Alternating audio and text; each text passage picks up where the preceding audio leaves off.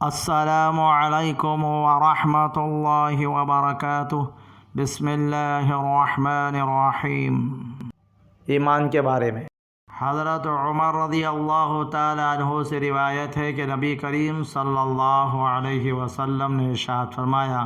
کہ خطاب کے بیٹے جاؤ لوگوں میں یہ اعلان کر دو کہ جنت میں صرف ایمان والے ہی داخل ہوں گے۔ نبی کریم صلی اللہ علیہ وسلم نے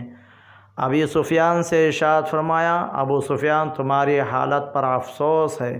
میں تو تمہارے پاس دنیا و آخرت کی بھلائی لے کر آیا ہوں،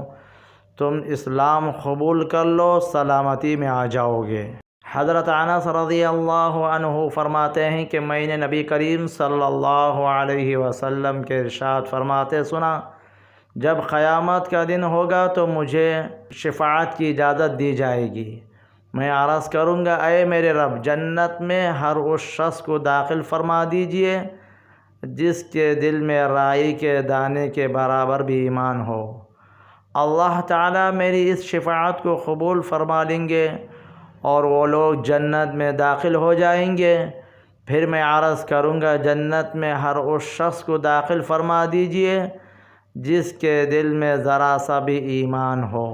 حضرت ابو سعید خدری رضی اللہ عنہ سے روایت ہے کہ نبی کریم صلی اللہ علیہ وسلم نے ارشاد فرمایا، جب جنتی جنت میں اور دوزخی دوزخ میں داخل ہو چکے ہوں گے تو اللہ تعالیٰ ارشاد فرمائیں گے جس کے دل میں رائی کے دانے کے برابر بھی ایمان ہو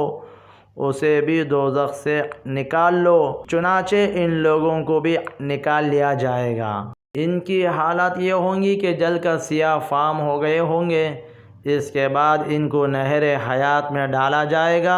تو اس طرح فوری طور پر تر و تازہ ہو کر نکل آئیں گے جیسے دانہ سیلاب کے کوڑے میں اگ آتا ہے۔ حضرت عباس بن عبد المطلب رضی اللہ عنہ سے روایت ہے کہ رسول اللہ صلی اللہ علیہ وسلم کو یہ ارشاد فرماتے سنا،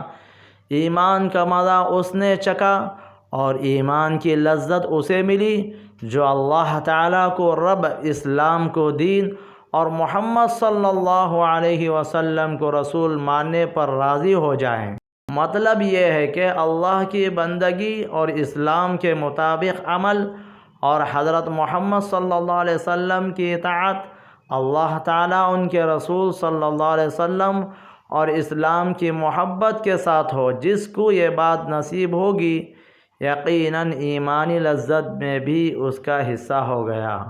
حضرت انس رضی اللہ عنہ سے روایت ہے کہ رسول اللہ صلی اللہ علیہ وسلم نے فرمایا،